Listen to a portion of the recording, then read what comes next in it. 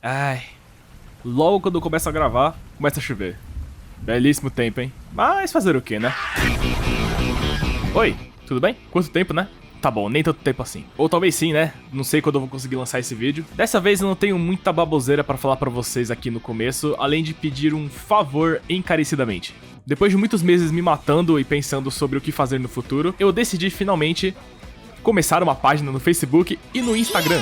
Então já sabe, né? Seria uma grande ajuda se você, meu querido espectador, se juntasse a essas duas páginas maravilhosas que lhe trarão notícias, curiosidades, memes sobre jogos, filmes, séries, quadrinhos e tudo que é de bom na cultura pop. E é claro, terá também atualizações dos vídeos do canal. Então, por favor, não se esqueça de seguir as páginas, link na descrição e nos comentários, para dar uma força para esse canal.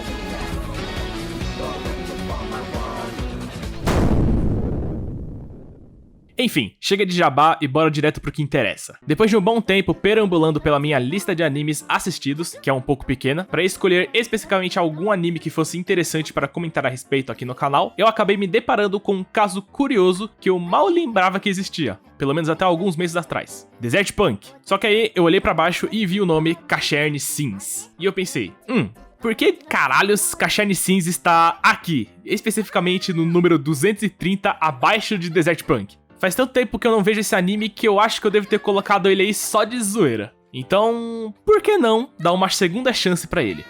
Dessa vez não tem uma história mirabolante por trás do motivo do vídeo, além de ser... eu queria que fosse Cacherne Sins, e vida que segue.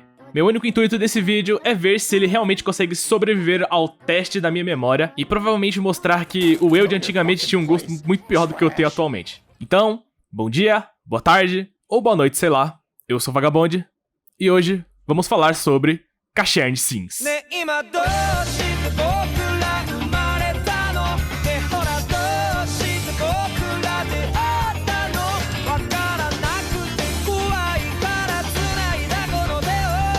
Antes da gente falar sobre Cacherne Sins, aqui vai uma aula de história de animação japonesa. Não se preocupe, vai ser bem rápido dessa vez. Cacherne Sins é um reboot, ou melhor, um remake de uma franquia antigaça de animes chamada Neo Human Cacherne, ou Cachan, porque aparentemente é assim que se pronuncia. Originalmente dos anos 70 e com uns 30 episódios. Animados naquele jeito famoso, né? E que ganhou uma continuação nos anos 90 chamada de Cacherne Robot Hunter, ou Cachan Robot Hunter, em um formato OVA com 4 episódios.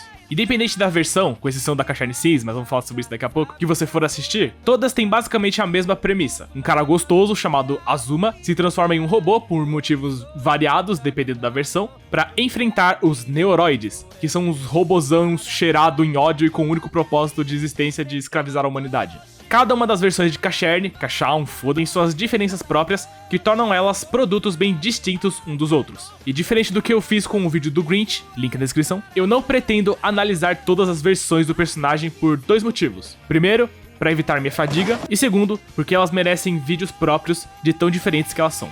Então, eu deixo aqui meu desafio para vocês, antecipadamente. Se esse vídeo conseguir chegar a 20 likes, eu trago pro canal ambas as outras versões de Cacherne, pra gente ter uma comparação, porque se tem uma coisa que eu gosto de assistir, são animes antigos.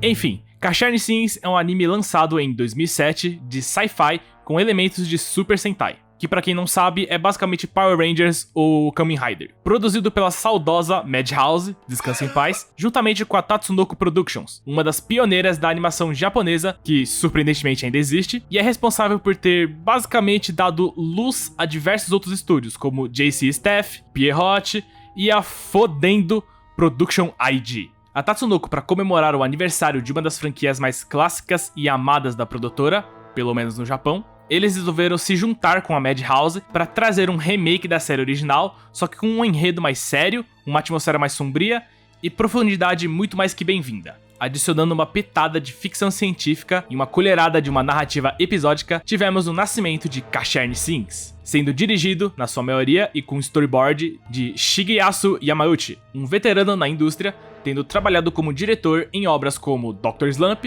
fodendo Dragon Ball Z, dirigindo uns 200 episódios, e sem falar dele ter sido diretor do filme do Janemba, E é claro, Saint Seiya, os Cavaleiros do Zodíaco, com destaque para o Prólogo do Céu, que é do caralho. Cash Sins, diga-se de passagem, possui o mesmo design de personagens de Cavaleiros do Zodíaco, o Prólogo do Céu, que pelo menos na minha opinião, é o melhor design dos personagens até hoje. E falo até heresia aqui, é melhor do que o design de Lost Canvas. Foda, eu vou ser martirizado até o fim do ano nos comentários por falar isso, mas tudo bem. Por culpa disso, a animação é extremamente estilizada e é quase impossível você não associar o anime com Cavaleiros do Zodíaco. O estilo de arte é muito reconhecível e até hoje se destaca muito bem entre a maioria dos animes. Em nenhum momento a animação deixa a desejar, mesmo nos momentos mais parados, e ela brilha que nem um meteoro nas cenas de ação. A animação dele é desonestamente fluida, estilosa e dinâmica, sendo magnificamente complementada pela trilha sonora e a coreografia das lutas. A trilha sonora é sinistra e épica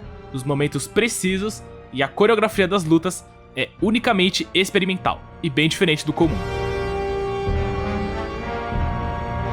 Cada porrada tem um impacto tão forte que dá pra sentir na coluna. Eu terminei o anime com escoliose de tanto murro bem dado que eu presenciei. Uma outra parte que também dá muito peso pra animação é a ambientação. Eles fizeram um trabalho fenomenal em transmitir as emoções certas para cada cena do anime, desde o começo até o fim. O cenário traz a sensação de ser bem morto e frio graças à coloração que eles usam. Uma tonalidade acinzentada que normalmente é mesclada com cores vibrantes que são apenas enfatizadas pela densidade e frieza do cenário. E como eu mencionei há pouco tempo atrás, os efeitos sonoros, que na maioria dos animes não é muito levado em conta, receberam uma atenção especial nesse anime, onde em diversos momentos ele reforça muito bem a solidão e o vazio do mundo que praticamente não possui fim. Ocasionalmente eu me senti perdido e mal às vezes enquanto assistia um anime, porque eu me sentia ali, naquele mundo e naquele momento. A velocidade da história e como ela se desenvolvia me fez querer continuar assistindo o anime simplesmente porque ele é muito bem dirigido. E falando da história, é um momento perfeito para comentar sobre ela depois de eu ter explicado todo o ambiente do anime.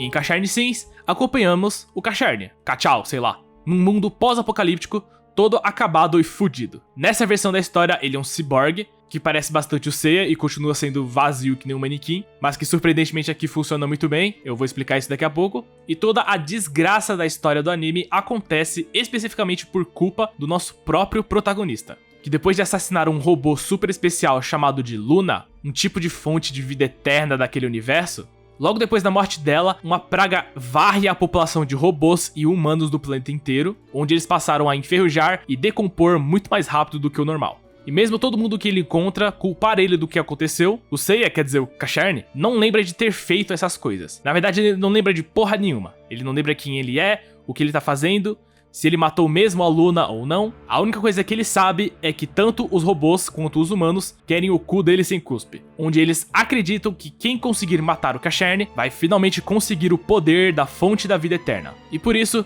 ele tem que basicamente tentar descobrir o que porra aconteceu com o mundo, quebrando quase todo mundo que ele encontra na base do diálogo.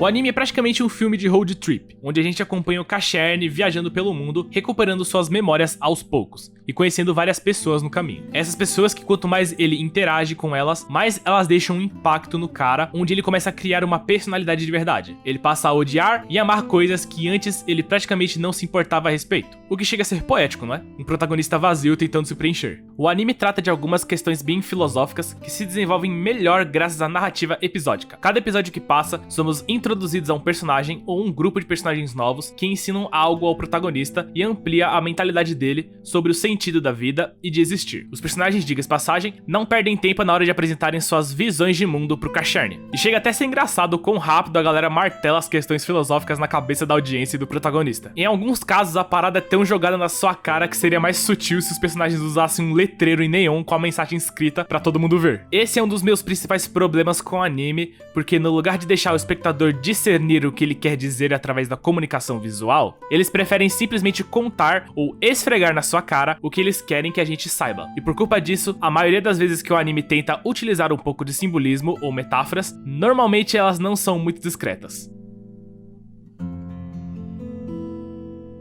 Na sua totalidade, a narrativa tenta se manter junta e coesa, mas ela quebra as próprias pernas tentando carregar o peso das questões filosóficas, que recebem muito mais foco do que qualquer outro elemento dentro da narrativa. No fim, o que importa é que você entenda o que está acontecendo, mesmo que não exista ênfase que conecte o que está acontecendo. Mas ainda assim, existem diversos personagens que demonstram o peso das questões filosóficas de maneira magistral. Friendler, eu acho que é assim que se fala. O cachorro robô que acompanha Kashern com o decorrer da história, por exemplo, reforça muito bem aquele sentimento de querer sobreviver do personagem e toda a filosofia da mente dele, de lutar pelos seus instintos e ideais, de manter sua determinação e de continuar vivendo, mesmo passando por muita dificuldade e momentos horríveis. É simplesmente lindo o jeito que o anime encaixa essas ideias. Quer dizer, na sua maioria. Como o anime tem 24 episódios, a maioria deles é bem chata e bem parada. Alguns até nem agregam muito na história e praticamente podiam ser cortados do anime que não fariam falta. Bom, pelo menos eu não sei dizer se eu sou burro ou o anime é inteligente demais pra mim, porque em alguns momentos a mensagem que eles queriam passar em tal episódio simplesmente não descia. Isso se o episódio tinha alguma mensagem, né? Tô olhando pra você, Sofita. Alguns personagens, mesmo tendo seu tempo para brilhar, são meio que atropelados pelo ritmo da história, que ocasionalmente faz um desfavor contra eles. O maior exemplo que vem na minha cabeça é o rival de Kashern, o Jill, que aparece no fim do 5º episódio e tem um puta diálogo com Kashern, que é complementado por uma luta foda pra caralho. E no lugar de reagir de uma maneira realmente significativa a esse encontro, o Kashern volta a ser um andarilho sem rumo que a gente vê desde o começo. Porque por algum motivo inexplicável, nos próximos episódios eu tive que ver esses robozinhos fazendo merda pra lá e pra cá, só pra depois o Jill voltar pra continuar a trocação de filosofia e diálogo honesto. O Jill, que poderia e deveria ser um vilão foda e intimidador, não chega nem aos pés do que ele deveria ser, ou do que a narrativa quer que você acredite que ele seja. O cara é literalmente tratado como se fosse um problema periférico do que um antagonista de verdade.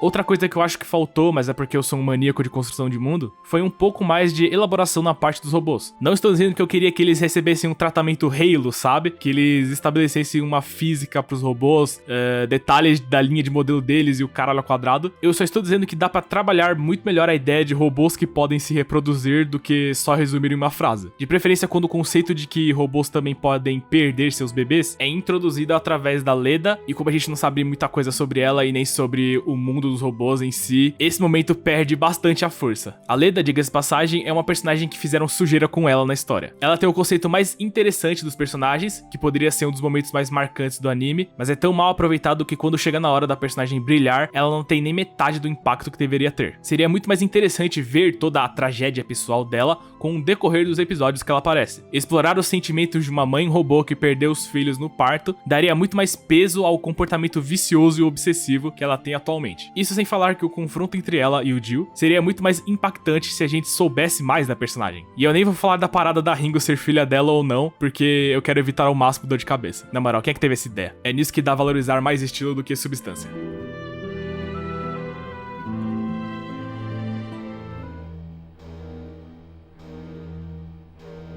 Eu nunca achei que falaria isso, mas eu sinto que o anime se beneficiaria mais se ele fosse mais curto, com uma seleção específica de episódios que realmente importam pra trama como um todo, e esse é o maior problema que eu vejo a galera tendo com o anime. Porque mesmo depois de eu elogiar Kashern Sins, como eu provavelmente nunca elogiei nada no canal até o momento, o maior defeito que ele tem é que ele é arrastado pra caralho. E isso vem de alguém que assiste Drácula de Bram Stoker sem piscar. E eu gosto de deixar isso bem claro, que é um feito para poucos indivíduos. E é por isso que ele é uma faca de dois gumes, pelo menos pra mim. Porque ele é cheio de momentos muito bons e que me deixavam vidrados na tela sem piscar de tão foda que era, mas também é cheio de momentos tão chatos que me fizeram quase dormir vendo ele. Algo que não acontecia porque a trilha sonora salvava. O anime se beneficiaria muito mais se ele fosse mais focado nos personagens e no mundo ao redor deles do que nas mensagens em si. Mas mesmo depois de tudo que eu falei até agora, o que quebra as pernas de verdade é o final, que... puta que pariu, que miséria, hein? Eu vou comentar um pouco do final aqui, então se você quiser assistir o anime antes, tá aí o tempo na tela pra você pular e evitar spoilers.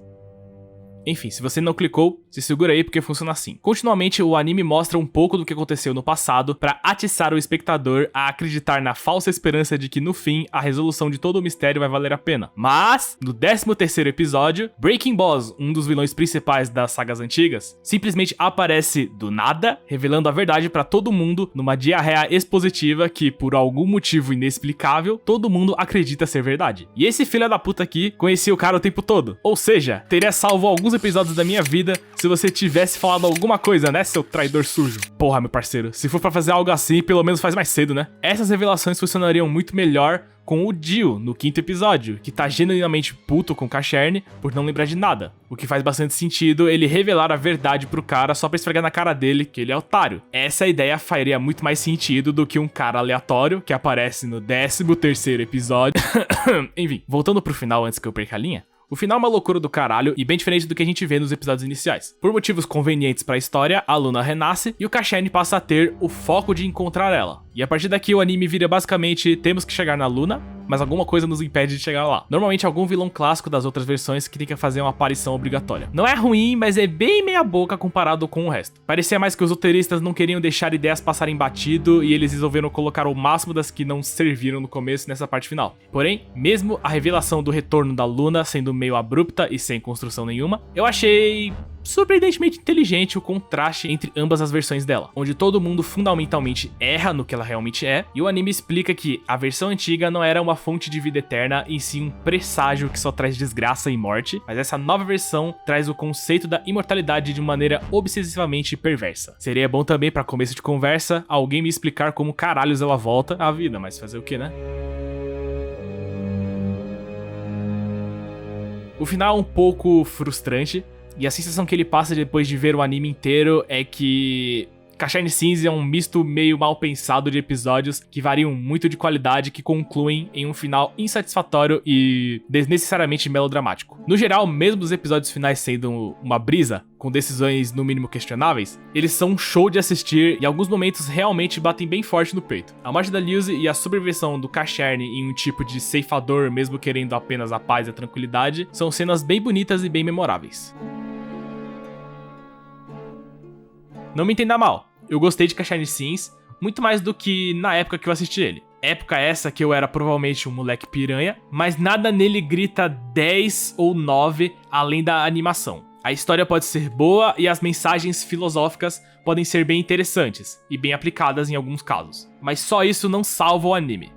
Não basta ter uma filosofia foda se o entretenimento não te prende. O ritmo não funciona em alguns episódios e tem vários trechos desnecessários. O que é uma pena, porque isso impede ele de ser um anime simplesmente incrível e só manter ele como bom. O anime é inteligente e sabe tratar o espectador com respeito, ele dialoga as ideias muito bem com quem tá vendo, mas entrega os simbolismos da trama de maneira meio preguiçosa. Em nenhum momento você precisa pesquisar os conceitos filosóficos do que ele quer apresentar, porque ele demonstra esse conceito na prática dentro do enredo, através dos personagens secundários que fazem você e o protagonista refletirem a respeito. Ele faz você sentir como se você vivesse a jornada com o Kashern, onde você experiencia tudo junto com ele, você amadurece junto com ele, você é basicamente o protagonista. E isso em si é uma ideia muito interessante que é aplicada de maneira bem honesta e surpreendentemente boa. Praticamente cada personagem importa pra trama, ênfase no praticamente, cada personagem tem a sua ideologia e cada ideologia leva à mesma coisa.